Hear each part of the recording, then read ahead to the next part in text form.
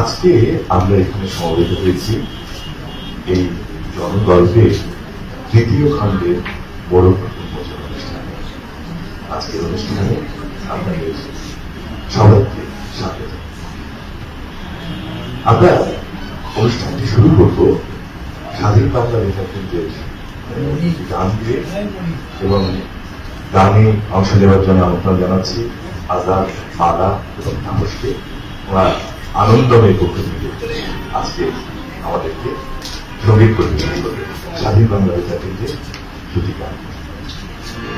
আমরা কজন নবীর মাঝি হাল ধরেছি শক্ত করে হারাই ঢেউয়ের সাগর পাড়ি দেবো, হারাই ঢেউয়ের সাগর পাড়ি দেবো।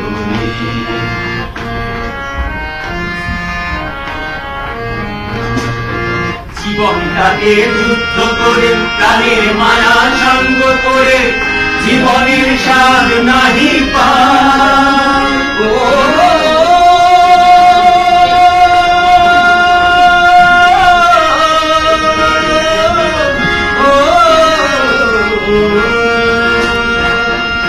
জীবনটাকে যুদ্ধ করে প্রাণের মায়া সঙ্গ করে জীবনের সার নাহি পায়। ঘর বাড়ি ঠিকানা নাই, দিন রাত্রি জানা নাই, চলা সীমানা সঠিক নাই। জানি শুধু চলতে হবে, এগোরি বাড়িতে হবে, জানি শুধু চলতে হবে, এগোরি বাড়িতে হবে। আমি যে সাগর মাঝি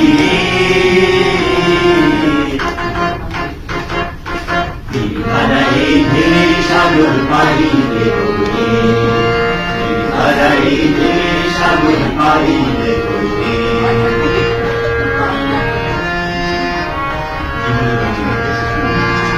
জীবনের আমি ভঙ্গি খানি না, জানি না,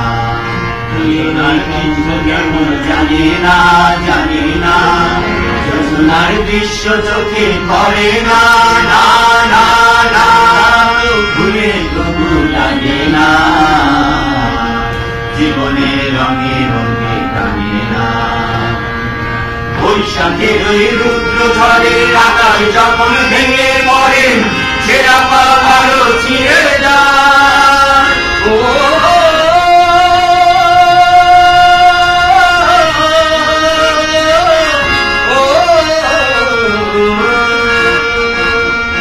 বৈশাখের এই রুদ্র ঝড়ে আকাশ যখন ভেঙে পড়ে, ছেঁড়া পাহাড়ও ছিঁড়ে যায়।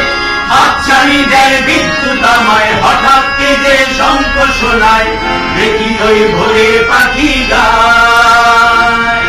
জানি শুধু চলতে হবে, এগোরি বাইতে হবে, জানি শুধু চলতে হবে, এগোরি বাইতে হবে।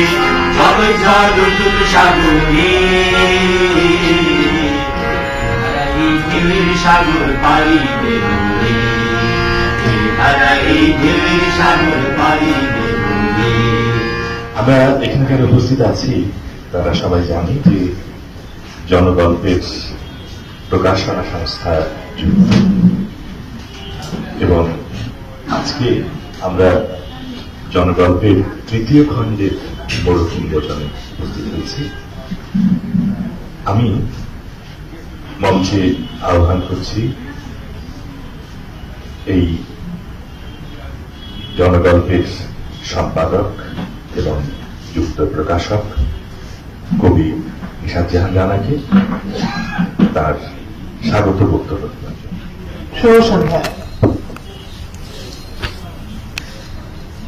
আপনারা যারা এই ঢাকার কঠিন ভিড়ের শহর ডিঙিয়ে এখানে উপস্থিত হয়েছেন, আর যারা ঢাকার বাইরে থেকে আরো কঠিনতর পথ পাড়ি দিয়ে এখানে এসছেন, আর যারা এখনো পথে মাঝপথে থেমে আছেন, ফিরে যাবেন কিনা এবং দ্বিধাগ্রস্ত আছেন, আমাদের ফোন করে বলছেন, এইরকম সকলের যন্ত্রণাকে গ্রহণ করে আমরা শুরু করেছি আমাদের অনুষ্ঠান। আপনাদের পেয়েছি তবু আজকের এই বিশেষ দিনে এটা আমাদের খুব আনন্দের ব্যাপার।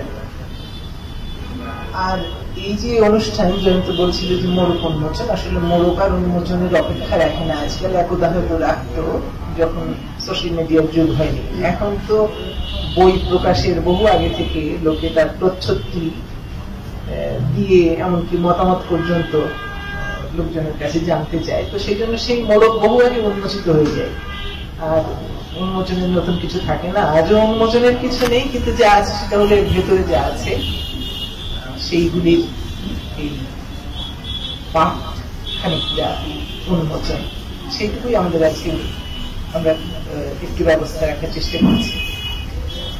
আমি আজকে এই তৃতীয় খণ্ডটি নিয়ে আপনাদের সামনে যে উপস্থিত হতে পারলাম, এটা আপনাদের সকলের এবং এই সারা দেশে যারা আমাদের বন্ধু, সমমনা, শুভাকাঙ্ক্ষী, সহ যোদ্ধা আছেন এই কাজে, তাদের সকলের একটি সম্মিলিত প্রয়াস বলে এটা সম্ভব হলো। তাই তাদের সকলকে আজকে আপনাদের মাধ্যমে ধন্যবাদ জানিয়ে নিচ্ছি। এই সঙ্গে আর অনুষ্ঠানের এই শুরুতেই বিশেষ করে আমাদের যে উপদেষ্টারা, আপনারা যারা প্রথম খণ্ড এবং দ্বিতীয় খণ্ডটি দেখেছেন, আপনারা দেখেছেন যে আমাদের একটি উপদেষ্টা পর্ষদ, সম্পাদনা পর্ষদ রয়েছে। সেই উপদেষ্টা পর্ষদের আমাদের দুজন এই দেশের বিশিষ্ট নাগরিক, আমাদের শ্রদ্ধাভাজন দুজন মানুষকে আমরা এই অতিমারির দিনে এসে হারিয়েছি। তাদের প্রতি আমাদের বিশেষ শ্রদ্ধা জানাচ্ছি আজকে অধ্যাপক আনিসুজ্জামান এবং কামাল রোহানি। আর তাছাড়াও আমাদের দুর্ভাগ্য, প্রাকৃতিক নিয়মেও খানিকটা, অতিমারির কারণেও খানিকটা, আমাদের এই সময়টাতে আমাদের প্রথম খণ্ড প্রকাশের পরে এবং দ্বিতীয় খণ্ড প্রকাশেরও পরে এবং তৃতীয় খণ্ডটি প্রকাশ পাওয়ার আগে তারও একজন বয়ানদাতা আসলে প্রয়াত হয়েছেন। আমি তাদের নামগুলো একটু বলি এবং আপনাদের অনুরোধ জানাই, জয়ন্ত আমরা একটু যদি তাদের জন্য একটা মিনিট শোক পালন করি। জনগল্প ৭১ এই যারা প্রয়াত হয়েছেন কাজ শুরুর পর থেকে, যারা বয়ান দিয়েছেন আমাদের কাছে, যেগুলো ইতিমধ্যে পত্রস্থ হয়েছে, তার মধ্যে রয়েছেন কামরুন নাহার, ফখরে আলম, ফাতেমা আহমেদ, সাইদা খানম, সাকিনা হুদা এবং শামসুন নাহার। তো তারা তাদের লেখা দুটো খণ্ডে, এবং এই খণ্ডেও শামসুন নাহার যিনি, তার লেখা এই খণ্ডটিতে আছে। আমি সবশেষ সম্পাদনার প্রক্রিয়া যখন চলে তখন যারা বয়ান দিয়েছেন, যাদের লেখা এখানে পত্রস্থ হয়, আমি শেষবারের মতো অনেকের সঙ্গে আমার কথা বলতে হয়, অনেক ছোটখাটো ক্লারিফিকেশন প্রয়োজন হয় তথ্যের যাচাই বাছাইয়ের সময়। তো সেইটি করতে গিয়ে আমি এইবারে যাদের সঙ্গে যোগাযোগ করছিলাম, কথা বলছিলাম, তার মধ্যে শামসুন নাহার একজন ছিলেন, যার সঙ্গে আমার কথা বলবো বলে আমি ফোন করার পরে জানতে পারলাম যে তিনি 2019-এ চলে গেছেন। পরে তার ছেলে এবং আজকে সম্ভবত তার ছেলের বউ এখানে আছে, তার সঙ্গে কথা হলো। তো এটা আমার জন্য খুব দুঃখের খবর যে তিনি দেখে যেতে পারলেন না, তার বয়ানটা এখানে প্রকাশিত হলো। তো তাদের সকলকে স্মরণ করে আমরা, এবং উপদেষ্টা দুজন আমাদের যারা প্রয়াত হয়েছেন তাদেরকে স্মরণ করে আমরা যদি এখন একটু সবাই দাঁড়িয়ে শ্রদ্ধা জানাই।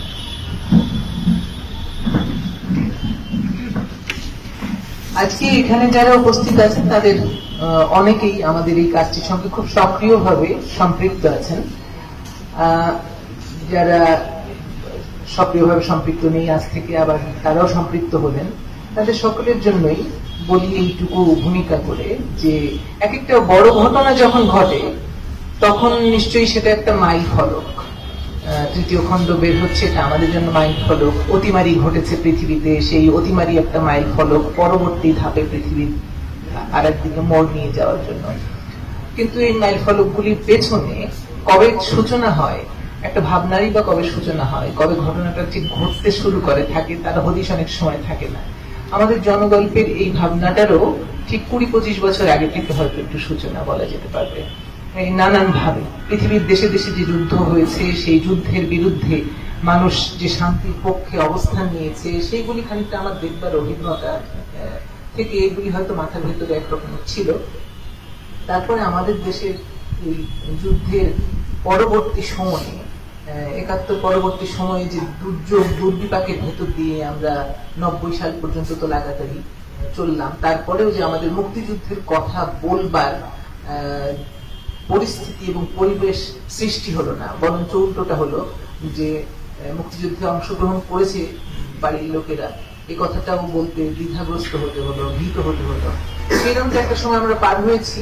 তো সেই পার হয়ে এসে যখন আমরা আসলে মোটামুটি কথাগুলো বলবার জায়গায় পৌঁছালাম, তখন আসলে আমাদের অনেকেরই যারা কাজ করছেন এই বিষয় নিয়ে মনে হলো যে আমাদের ভবিষ্যৎ প্রজন্মের জন্য কি হয়েছিল ৭১ সালে, তার আগে এবং ওই সময়টাকে যারা প্রত্যক্ষ করেছেন তাদের কাছ থেকে এগুলো জেনে রাখা দরকার। না হলে আমাদের ভবিষ্যৎ প্রজন্ম হয়তো এই জাতির গৌরবের জায়গা, এই জাতির সংগ্রামের জায়গা, এই জাতির যন্ত্রণার জায়গা, দুঃখের জায়গা, অর্জনের জায়গাগুলোকে ঠিক ছুঁতে পারবে না। সেই জন্য যারা এটা ভেতর দিয়ে গেছেন সেই নাগরিকদের নিজেদের কথাগুলো ইতিহাসে লিপিবদ্ধ হয়ে থাকা দরকার বা ডকুমেন্টেড হয়ে থাকা দরকার, যে কোনো ফর্মে হোক। আমরা লিপিবদ্ধ করছি গ্রন্থাগারে, অনেকভাবে হচ্ছে, ছবি হচ্ছে, অনেক কিছু। তো সেই একটা দায়িত্বের জায়গা থেকে আমরা আসলে জনগণের ৭১ কাজটা শুরু করেছিলাম। অনেকে মনে করেন যে এটা গল্প কিনা, এটা গল্প নয়, এটা একেবারে ব্যক্তির নিজস্ব অভিজ্ঞতা, যে অভিজ্ঞতার ভেতর দিয়ে তিনি গেছেন। এবং সেটি আমরা বারবার করে বলে দিই, আজও আবার আপনাদের কাছে আবারও বলছি যে এখানে কোনো এমন তথ্য আমরা গ্রহণ করি না, না করার চেষ্টা করি। হয়তো আমাদের অসাবধানতা, অনবধানতা বা বশত হয়ে যেতে পারে কখনো, কিন্তু আমাদের সর্বোচ্চ চেষ্টা থাকে বাছাই এবং বারবার এটাকে ভেরিফাই করার জায়গায় যে এটা যিনি বয়ান দিচ্ছেন তার নিজস্ব অভিজ্ঞতার তথ্যই যেন এখানে থাকে। তিনি দেখেছেন, তিনি নিজে ভেতর এক্সপিরিয়েন্স করেছেন, অভিজ্ঞতা হয়েছে। তো সেইভাবেই আমাদের প্রথম যে খণ্ডটি 2019-এ আমরা প্রকাশ করতে পারি, সেটা 2019-এর মার্চ মাসে। আমাদের আসলে জনগল্পের এই টিমে আমরা অনেকে কাজ করি, আমরা নিয়মিত বসি, আলোচনা করি।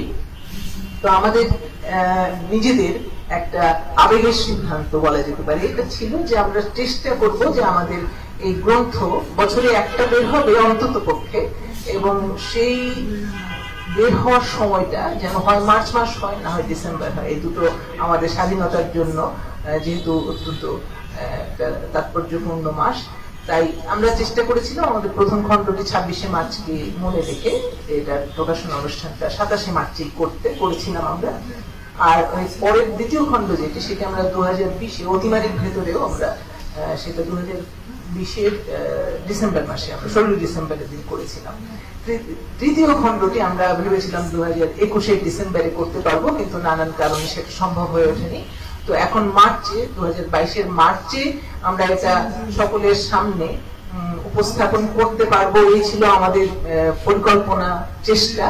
কিন্তু শেষ পর্যন্ত 26শে মার্চের 1-2 দিন পরে আমরা আসলে এই গ্রন্থ হাতে পেলাম, এবং মার্চ মাসটাকে আমরা আসলে আর পার হয়ে যেতে না দিয়ে এটা সবার সামনে এই ছোট্ট অনুষ্ঠানের ভেতর দিয়েই তুলে ধরবো। এই জন্য আমরা খুব তড়িঘড়ি করে প্রায় 1 দিনের নোটিসে আসলে আমরা আজকের এই আয়োজনটি করেছি।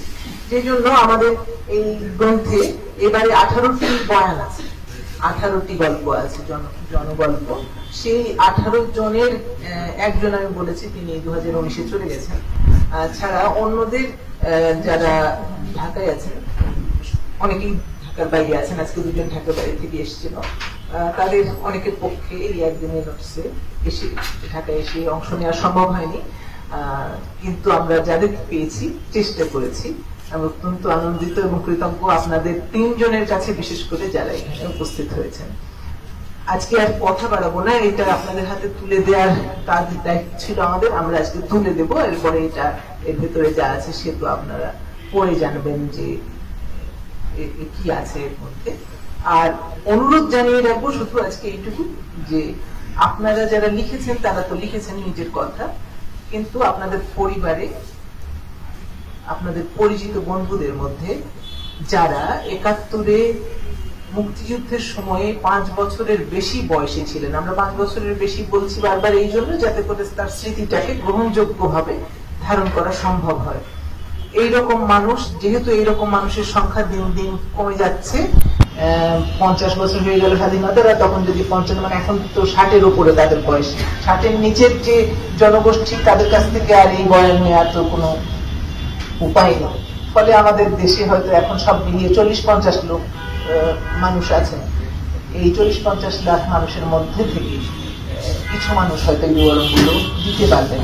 আপনাদের সকলের কাছে অনুরোধ রইল আজকে এই বিশেষ দিনে আবারও যে আমাদের এই কাজে আপনারা যদি সকলে একটু এগিয়ে আসেন এই জনগল্প সংগ্রহের জায়গায় আপনার পরিবারের বন্ধুদের পরিচিতদের মাঝ থেকে, তাহলে আমরা অত্যন্ত কৃতজ্ঞ থাকবো। এই ইতিহাস বাংলাদেশের যে মুক্তিযুদ্ধের ইতিহাস, সেই ইতিহাস রাষ্ট্রের দিক থেকে যা তথ্যায়ন করবার রাষ্ট্র করবে, কিন্তু সাধারণ মানুষ যে এই মুক্তিযুদ্ধে একটা বড় ভূমিকা রেখেছিল সেই জায়গায় আপনারা যদি সক্রিয় হয়ে এগিয়ে আসেন তাহলে আমরা যুক্তর পক্ষ থেকে, জনগল্প ৭১-এর পক্ষ থেকে আপনাদের সকলের কাছে কৃতজ্ঞ থাকবো। আজকে আমাদের এখানে যারা উপস্থিত আছেন তাদের মধ্যে থেকে যারা এখানে লিখেছেন তাদেরকে নিয়ে আমরা হয়তো এরপরে একটু ছোট্ট অনুষ্ঠানের ভেতরে তাদের কাছে তুলে দেওয়ার চেষ্টা করবো এই গ্রন্থটি। আমার আর বিশেষ কিছু বলবার নেই। আপনাদের সবাইকে অনেক অনেক ধন্যবাদ।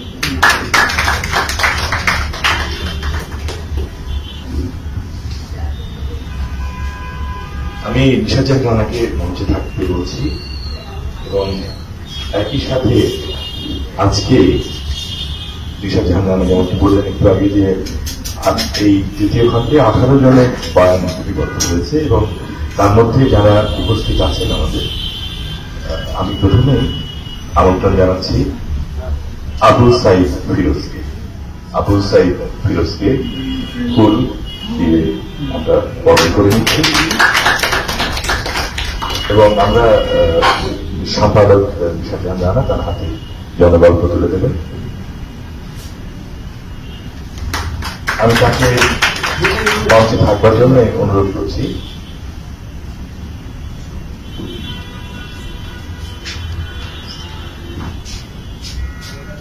এরপর ইসরাইল হোসেনের পুত্র আজকে উপস্থিত আছেন, তাকে মঞ্চে আহ্বান জানাচ্ছি। তার জন্ম 1952 সালে রাজশাহীতে। 1966 সালে বঙ্গবন্ধুর 6 দফা এবং ছাত্রদের 11 দফা ভিত্তিক আন্দোলনের রূপরেখা ঘোষণা হওয়ার পর সারদা ইউনিয়নের ছাত্রলীগ ও আওয়ামী লীগ কমিটি গঠিত হয়। সেই সময় তিনি ছাত্রলীগের সাধারণ সম্পাদক হিসেবে নির্বাচিত হন। মুক্তিযোদ্ধা ইসরাইল হোসেনের বিরুদ্ধে যাওয়ার আগেই মর্মান্তিকভাবে হারান তার বাবাকে। ভয়াবহ ঘটনার ভেতর দিয়ে পার করেছেন তিনি এক অনাকাঙ্ক্ষিত সময়। তার বয়ান লিপিবদ্ধ আছে জনগল্প ৭১-এর তৃতীয় খণ্ডে। আমরা তার পুত্রের হাতে ফুল এবং বইটি তুলে দিয়েছি। এরপর আছেন শওকত আলী, তাকে মঞ্চে আহ্বান জানাচ্ছি। ঝিনাইদহ শহর থেকে 3 কিলোমিটার পশ্চিমে নবগঙ্গা নদীর পশ্চিম তীর ঘেঁষে হরিণাকুণ্ড উপজেলায় পার মথুরাপুর গ্রামে ছিল তাদের বাড়ি। পাশের গ্রাম পাঁচটিকারি ও খেজুরা। 1947 জন্মগ্রহণকারী শওকত আলী এই এলাকা এবং শহরের নানা ঘটনার চাক্ষুষ বিবরণ দিয়েছেন তার লেখায়। তার হাতেও আমরা ফুল এবং পুস্তক দিয়ে বরণ করে না হলে থাকি। এরপর শরীফা আক্তার।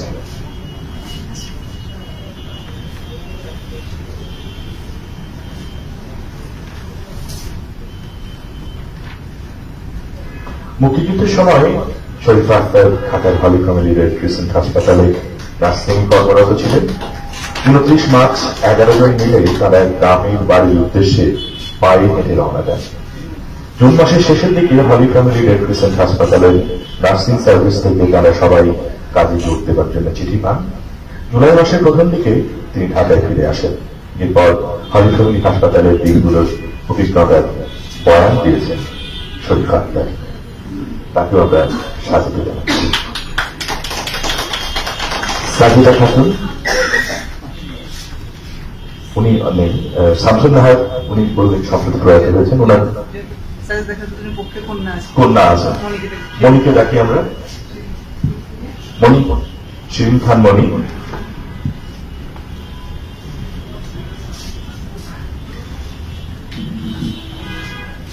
খালেদা খাতুনের কন্যা শিরিন খান মনি, তাকেও আমরা ফুল এবং জনগল্প করেছিলাম। এবার শামসুল নাহার, তার পক্ষে তার পুত্রবধূ এখানে উপস্থিত আছেন, তাকে মঞ্চে রেখে দিচ্ছি।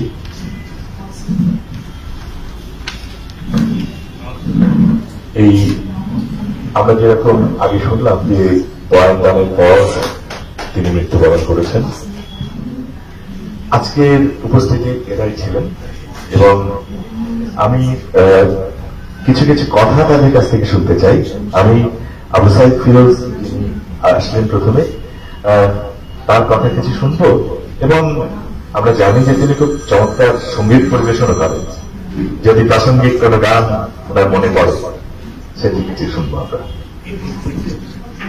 লালপুর এর মধ্যে আমাদের এই যাতায়াতটা হতো, যদিও এখন বুঝতে পারি যে সেটি যে খুব খুব ভালো সিদ্ধান্ত ছিল তা হয়তো না, কারণ যাদেরকে আমরা পাহারা দিচ্ছিলাম তাদের তুলনায় তো আসলে আমরা কিছুই ছিলাম না। তারা তো যদি আসতো, কোনো কনভয় আসতো বা এরকম কিছু আসতো, তাহলে তো আমরা ওই 200 লোকই ওখানে সবাই মারা পড়তাম। তারপরেও যে কি যে একটি ভেতরকার যে স্পৃহা, মুক্তিযুদ্ধ জনযুদ্ধে থাকা, আমরা সেই অনুপ্রেরণা থেকে আমরা এই কাজ করতাম। আমরা এরপর শুনবো সহযোগিতার কথা। আমার চুয়াডাঙ্গা থেকে আসছি, আমার বাড়ি যাওয়ার খুব তাড়া, অসুস্থ বোধ করছিলাম, কিন্তু অনুষ্ঠান যখন শুরু করলেন সঞ্জয় জয়ন্ত দাদা এবং নিশাদা পার, তো তাদের সুন্দর উপস্থাপনা, সুন্দর কথাবার্তা আমার মনের থেকে হারিয়ে গিয়েছে। যখন বাড়ি যাবো, হ্যাঁ, এখন শুনতে ইচ্ছে করছে, কিন্তু আমি আমার নিজের তৃপ্তি এই জায়গায়, আমি একটা যুদ্ধকে প্রত্যক্ষ করি যেটা ইতিহাসে কোথাও লিপিবদ্ধ হয়। মোহন নামে একটা, যাদের আমরা বিনো বলি, মুন্ডা বলি, তারা সেই জাতের একটা লোক। ওদের কাজ হচ্ছে আপনার এই শুয়োর মারা শিকার করা, খরগোশ শিকার করা, বিলির মাছ ধরে খাওয়া, এই পেশা। তো এপ্রিলের 1 তারিখে কুষ্টিয়া থেকে পাক আর্মিরা যখন ক্যান্টনমেন্টে যাবে, কিন্তু পথে আক্রান্ত হয় পাবলিকের কাছে। ঝিনেদায় প্রথম শহীদ সেই মোহন। ঝিনেদায় শহীদদের চার্ট টাঙানো আছে, বড় ওয়াল। আমি কয়েকবার খোঁজ করেছি, সেখানে মোহনের কোনো নাম পাইনি। এখনো পর্যন্ত আমার যতদূর জানা মোহনের নাম কিন্তু বলতে হবে, কিন্তু যখন যুদ্ধটা চলে আমি সেখানে উপস্থিত। এরপরে শরীফ আক্তার, তার কথা আমরা শুনবো।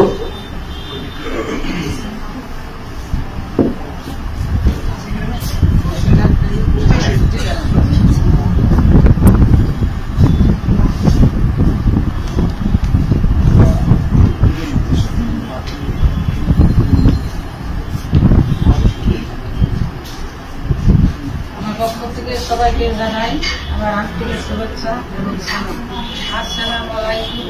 আমার সাথে লেখক, আমার দর্শক এবং যারা কাজ করছেন সবার জন্য আমার থেকে সবাইকে শুভেচ্ছা জানাচ্ছি এবং আন্তরিক থেকে ধন্যবাদ জানাচ্ছি।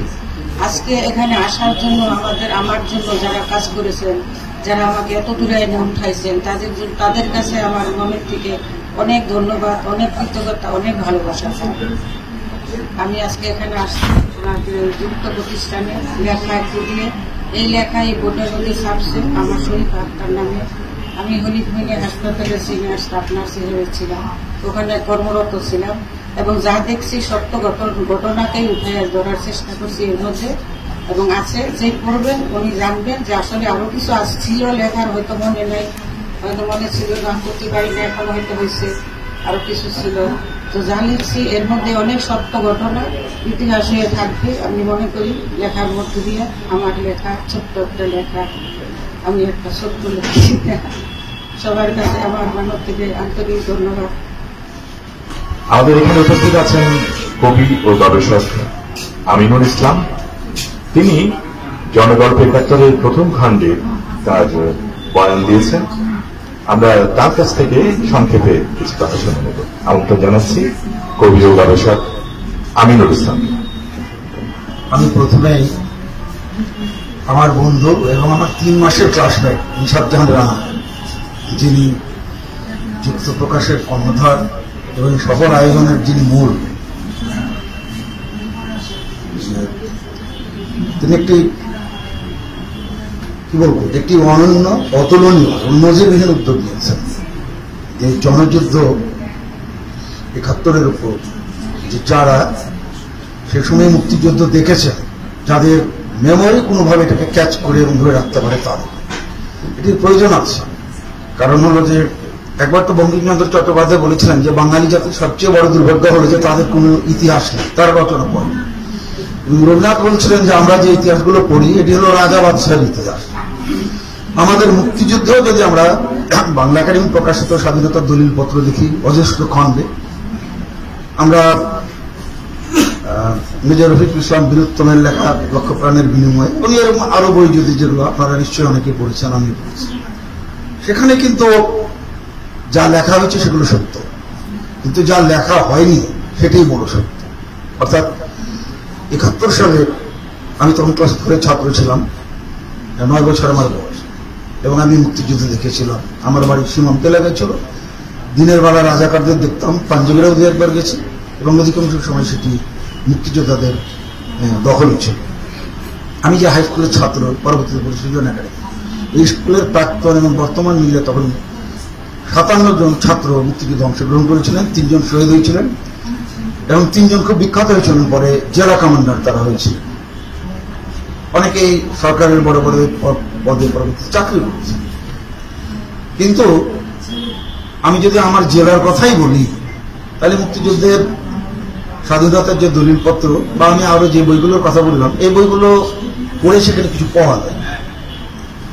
কিন্তু তার মানে হলো যে তৃণমূলে যারা ৭১ সালে যে মুক্তিযুদ্ধ ছিল সেখানে কারা ছিল? কিন্তু রাজাবাচ্চারা যুদ্ধটা লাগাই ছিল বটে, কিন্তু যুদ্ধটা করেছিল দেশের সাধারণ মানুষ, কৃষক, শ্রমিক, ছাত্র, রিক্সাওয়ালা, বিভিন্ন পেশার এবং সকল স্তরে, এবং মূলত অধিকাংশ ছিল সাধারণ মানুষ। দেশের নেতৃত্বদের রাজনীতিবিদগণ সবকিছুর নেতৃত্ব তাদের হাতে থাকে, কিন্তু ইতিহাস রচনার কাজটি যখন তারা নিয়ন্ত্রণ করতে চান, তখন আর সঠিক ইতিহাস থাকে না। সে অনেক বিকৃতি ঘটে যায়, অনেক অসত্য চলে আসে এবং অনেক সত্য গোপন হয়ে যায়। সেটি থেকে মুক্তি পাওয়ার একমাত্র পথ হল যে আমাদের নিশাত-জাহান রানা যে উদ্যোগটা নিয়েছেন, যে ৭১ সালে যারা দেখেছেন মুক্তিযুদ্ধ, তাদের বয়স উনি নির্ধারণ করে দিয়েছেন, একটু বলেন যে 5 থেকে আর একটু উপরে। এগুলোই হল গবেষণার ভাষায় যাকে বলা হয় প্রাইমারি ডাটা, সবচেয়ে নির্ভরযোগ্য। এটি অন্য কোথাও পাওয়া যায় না। তবে ভালো লাগবে আমাদের যদি নিশাত-জাহান রানার উনি যে দৃষ্টান্ত স্থাপন করেছেন, যে কাজ শুরু করেছেন, এটি যদি অন্যরাও অনুসরণ করেন তাহলে সেটি হবে সবচেয়ে বড় কাজ, এবং সেটি নিশাত-জাহান রানারই সাফল্যের একটি অংশ হবে। আমরা এবারে আমরা এই জনগল্প ৭১-এর ৩য় খণ্ড থেকে কয়েকটি লেখার অংশ বিশেষ শুনব। আমি প্রথমে আমন্ত্রণ জানাচ্ছি ফাহমিদা হক মোনালিসাকে। ১৯৭১ সালে আমরা যারা স্বজন হারিয়েছি, কেবল তারাই উপলব্ধি করতে পারি প্রিয়জন হারানোর বেদনা। অসময়ে মর্মান্তিকভাবে প্রাণ হারানো ব্যক্তির পরিবার পরিজন কত দুঃখ, বেদনা ও কষ্ট নিয়ে বেঁচে থাকে, তা প্রকাশের ভাষা একসময় থাকে না। আপনজনকে হারানোর সেই বিভীষিকাময় দৃশ্যের প্রত্যক্ষদর্শী এক হতভাগ্য আমি।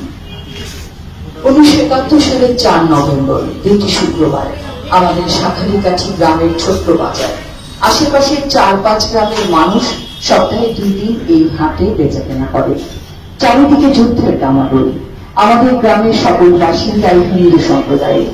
পার্শ্ববর্তী গ্রামের মুসলমানদের সাথে সৌহার্দ্যপূর্ণভাবে সবসময় সদ্ভাব বজায় থাকত।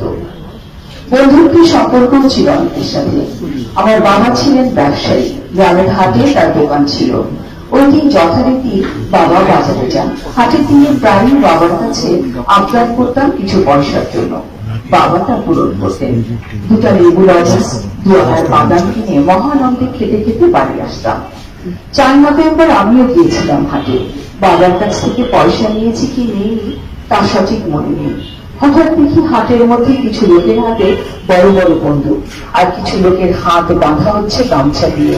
যাদের হাত বাঁধা হচ্ছে তারা প্রায় সকলেই হিন্দু সম্প্রদায়ের। আমার বাবার হাতে বাঁধা দেখলাম অন্য একজনের হাতের সাথে। ওরা গামছা দিয়ে 2 জনের হাত একসাথে বেঁধেছিল। অবধির মতো এদিক ওদিক তাকাচ্ছি, কিছুই বুঝতে পারছি না। হঠাৎ আমার পিসত ভাই গোপাল এসে আমার হাত ধরল এবং বলল, চলো এক্ষুনি বাড়ি যাই। ওর সাথে যখন বাড়ির পথে রওনা হই তখন দেখি আমাদের রাস্তায় কয়েকজন লোক বন্দুক নিয়ে দাঁড়িয়ে আছে এবং আমাকে যেতে বাধা দিচ্ছে। তখন অন্যদিকে রাস্তা দিয়ে আবার দৌড় দিলাম। গোপাল আমার হাত ধরে টানতে টানতে দৌড়াচ্ছে, আমিও সাধ্য মতো দৌড়াচ্ছি। এর মধ্যে হাতের প্রচন্ড গুলির শব্দ। আমি গোপালের হাত থেকে ছিটকে পড়ে গেলাম। খুব ভয় করছে। বাবার কথা মনে পড়ল, তাই পিছন ফিরে বাবাকে দেখার ব্যর্থ চেষ্টা করে শুধু চারিদিকে ধোঁয়া দেখলাম। গোপাল আবারও আমার হাত ধরে টেনে তুলে দৌড়াতে লাগলো। পাশের কয়েকটি বাগান জঙ্গল অতিক্রম করে মাঠের দিকে গেলাম। মাঠের ধান খেতে তখন কাঁদাপানি আর ধানের গাছ। তার মধ্যে দিয়ে যখন যাচ্ছি ওটাকে আকাশ ছাড়া আর চারিদিকে কিছুই দেখতে পাচ্ছি না। বাবার মৃত্যু যে কত যন্ত্রণায় হয়েছে তা মার কাছ থেকে শুনেছি। বাবাকে যখন হাত বেঁধে লাইনে দাঁড় করানো হয় তখন একটা গুলি খেয়েও বাবা বাঁচবার চেষ্টা হিসেবে হাতের পাশে খালে লাফিয়ে পড়েন। কিছুক্ষণ জলের মধ্যে ডুবে থেকে খালের ওপারে চুপ করে থাকেন। একজন রাজাকার বাবাকে দেখে আবারও গুলি করে এবং বাবার উড়ুতে গুলি লাগে। ওখানে বাবা মরার মতো করে থাকেন। সন্ধ্যার পর মা ঠাকুরটা যখন বাবাকে খুঁজতে যান, চিৎকার করে ডাকেন, তখন দূর থেকে বাবা হাত তুলে তার অবস্থান জানান। মা দৌড়ে গিয়ে দেখেন বাবার উড়ু দিয়ে শরীরের সব রক্ত ঝরে গেছে। বাক শক্তি হারিয়ে ফেলেছে বাবা। কেবল ইশারায় 2-1টি কথা বলার চেষ্টা করলেন। সকলে ধরাধরি করে বাড়ি নিয়ে এলো বাবাকে, কিন্তু ততক্ষণ বাবার দেহ নিথর। রাতে কাকুর সাথে যখন বাড়িতে আসি দেখি বারান্দায় অনেক লোকের ভিড়। আমাকে দেখে কে যেন হাওমা করে কেঁদে উঠল। তখন কিছুই বুঝিনি। পরে দেখি বাবা শুয়ে আছেন বারান্দায়, পা থেকে মাথা পর্যন্ত কাপড়ে ঢাকা। আমাকে দেখানোর জন্য মুখের কাপড়টা সরিয়ে দিল। দেখি বাবা ঘুমাচ্ছেন। ডাকলাম, বাবা, ও বাবা। বাবা আমার ডাকে সাড়া দিলেন না। সেই থেকে আর কোনোদিন বাবাকে ডাকতে পারিনি। চিরদিনের মতো হারিয়ে গেলেন আমাদের 4 ভাই বোনের প্রিয় বাবা। এরপরে আমন্ত্রণ জানাচ্ছি ফরহানুর রহমান অফিকে। 1965 সালে আমি এসএসসি পাস করি। 3 বছর পটিয়া কলেজে পড়ার পর 1970 সালের 13 মার্চে পাকিস্তান বিমান বাহিনীতে ভর্তি হই। 9 মাস বেসিক ট্রেনিং এবং 6 মাস ট্রেড ট্রেনিং এর পরে আমাদেরকে ওজেটি অঞ্চল হাতে কলমে শিক্ষা ট্রেনিং এর জন্য করাচির ড্রিপ রোডে পাঠানো হয়। ওখানে 101 এমইউ মেইনটেনেন্স ইউনিটে ওজেটি করার সময় একদিন দুপুরে পূর্ব পাকিস্তান থেকে F-86 এর একটা পার্সের জন্য ওই ইউনিটের ডিমান্ড নোট পাঠানো হয়। আমি যেখানে কর্মরত ছিলাম ওই হ্যাঙ্গারে ডিমান্ড নোটটা আসে। এটা ছিল এওজি অর্থাৎ এয়ারক্রাফট অন, অর্থাৎ ওই পার্সটা না পেলে ওই প্লেনটা উড়তে পারবে না। দুপুরে সবাই লাঞ্চে যাওয়াতে সেরে আমি একা ছিলাম। তখন ওই ডিমান্ড নোটটা নিয়ে পার্টিকুলার র্যাকে গিয়ে দেখলাম একটা পার্স পিনে আছে। আমি আমার জায়গায় ফিরে আসলাম। কিছুক্ষণ পর আবার ওই পার্সটা দূরে আরেকটা বিনে রেখে ডিমান্ড নোটে লিখলাম NA অর্থাৎ নট অ্যাভেলেবল। তার কিছুক্ষণ পরে আমার ইনচার্জ এসে দেখলো পার্সটা বিনে নেই। তখন হইচই পড়ে গেল, কিন্তু পার্সটি পাওয়া গেল না। আমি তখন কাঁপছিলাম আর কাঁপছিলাম, যদি আমি ধরা পড়ে যাই আমার কি অবস্থা হবে। আমার ইনচার্জ জিজ্ঞাসা করলো, তুমি কাঁদছো কেন? আমি বললাম, স্যার আমার দেশের কথা মনে পড়ছে, জানি না এই দুর্যোগে ওরা কেমন আছে। উনি আমার মাথায় হাত বুলিয়ে বললেন, চিন্তা করো না, সব ঠিক হয়ে যাবে। এর কিছুদিন পরে এবার ওপার যোগাযোগ বন্ধ হয়ে যায়। আমি শিওর ছিলাম পার্টিকুলার পার্সের জন্য ওই প্লেনটা আর উঠতে পারেনি। এরপরে আমন্ত্রণ জানাচ্ছি শিরিন খান মনিকে। মার্চের শেষ দিকে যখন শোনা গেল মিলিটারি আইটা পার হয়ে নগরবাড়ি পৌঁছে যাচ্ছে, তখন আতঙ্ক ডেঙ্গে উঠল। আমরা তখন পাড়া সত্য সবাই বাড়ি ছেড়ে পালালাম। শুধু মাসিমা বউ ধরে রয়ে গেলেন, স্বামী ভিটে ছেড়ে যাবে। আমি বাড়ি ছাড়ার আগে মাসিমার সাথে দেখা করতে গেলাম। উনি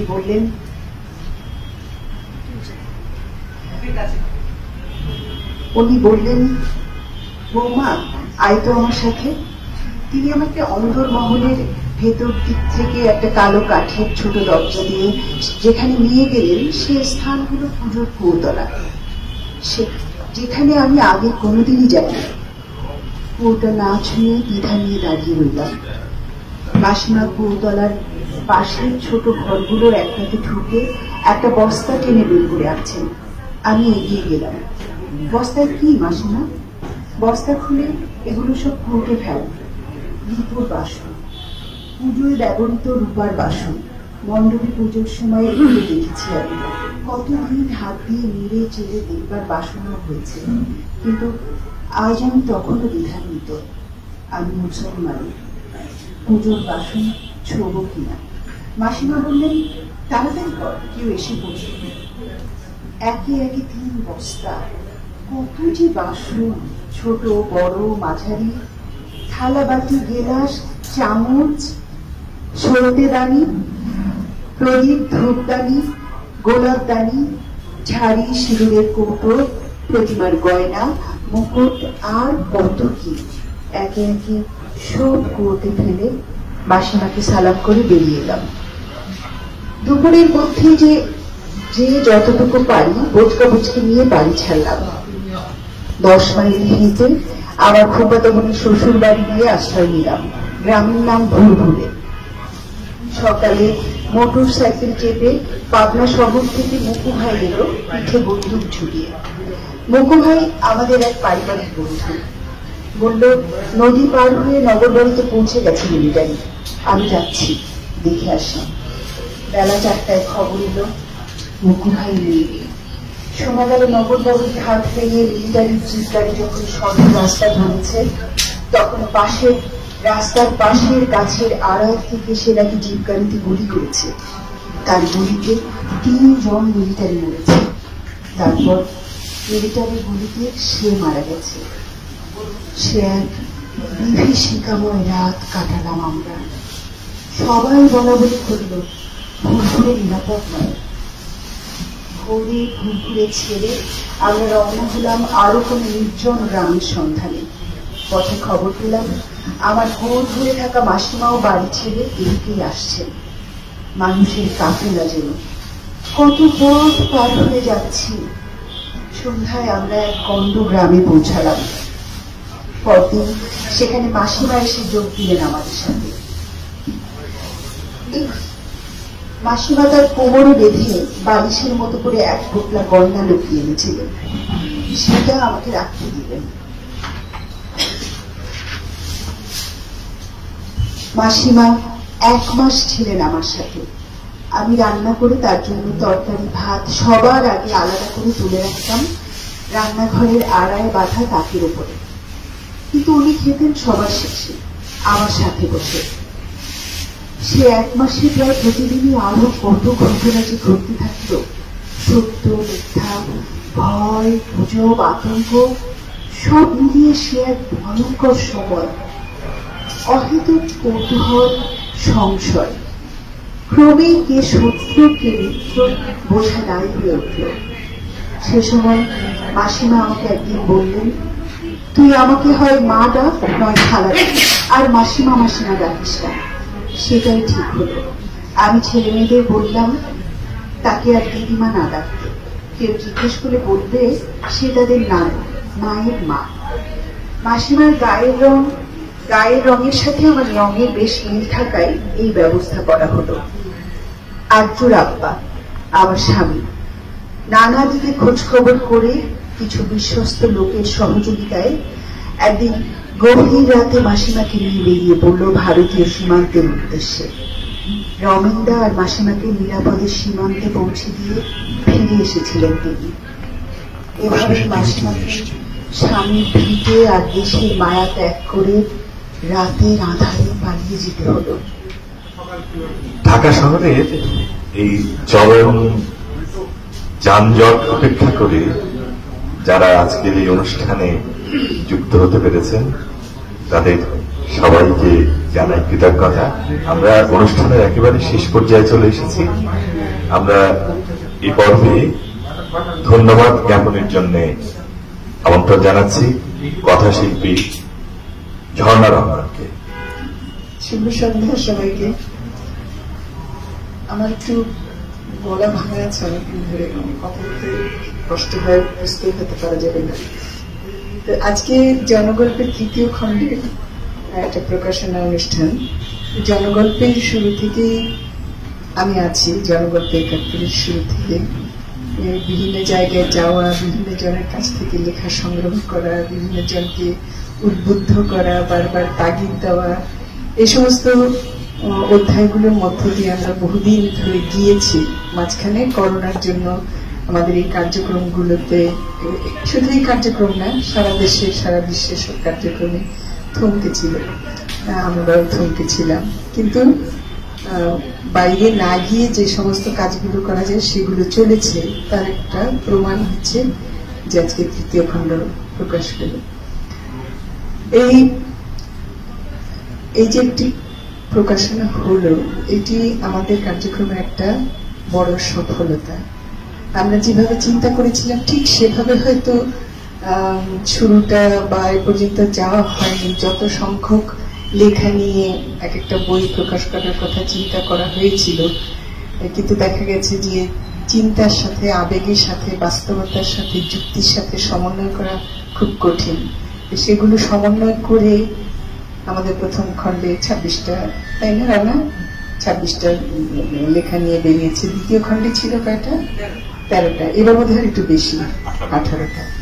এইভাবে আমাদের হাতে আরো অনেক লেখা আছে, কিন্তু সেটা খুবই মুষ্টিমেয় সারা বাংলাদেশের তুলনায়। সেই ৭১ সনে যারা ছিলেন, যারা এখনো বেঁচে আছেন, তাদের যদি আমরা ১০০ ভাগের অভিজ্ঞতাও নিয়ে নিতে পারি তাহলেও সেটার সংখ্যা অনেক হবে। কিন্তু সেই তুলনায় একেবারেই যা আছে আমাদের খুবই কম, কিন্তু সংগ্রহের হিসাবে অনেক বেশি আমাদের কাছে। কারণ এগুলো সংগ্রহ করা খুব কঠিন।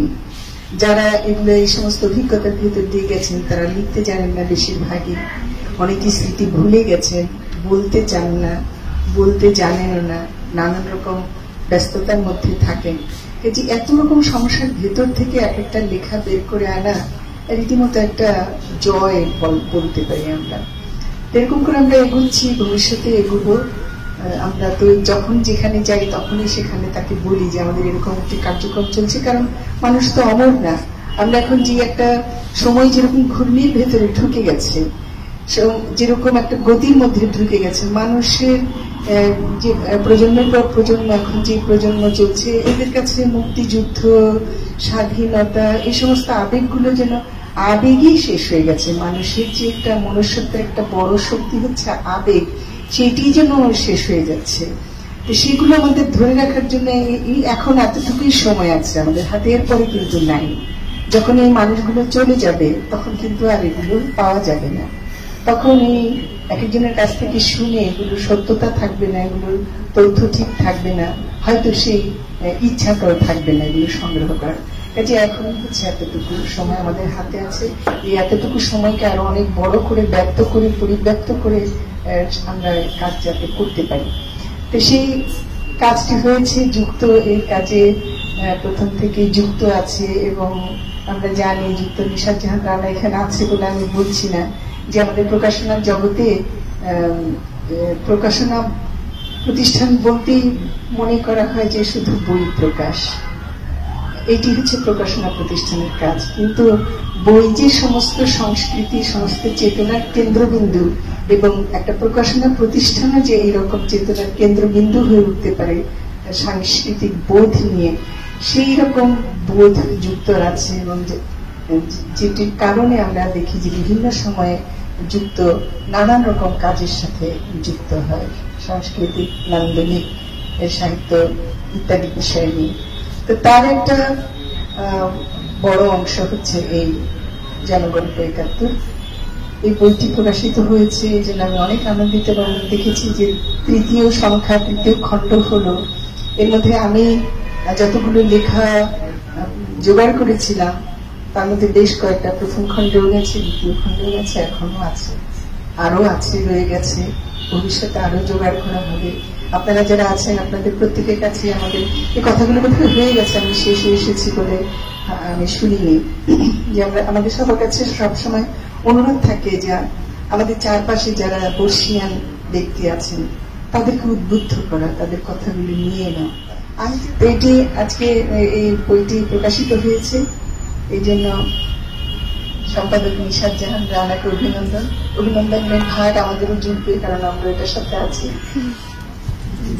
কবি ও কথাশিল্পী ঝর্ণা রহমানের কথার মধ্যে দিয়েই আমাদের আজকের এই আয়োজনটি সমাপ্তি টানতে হচ্ছে।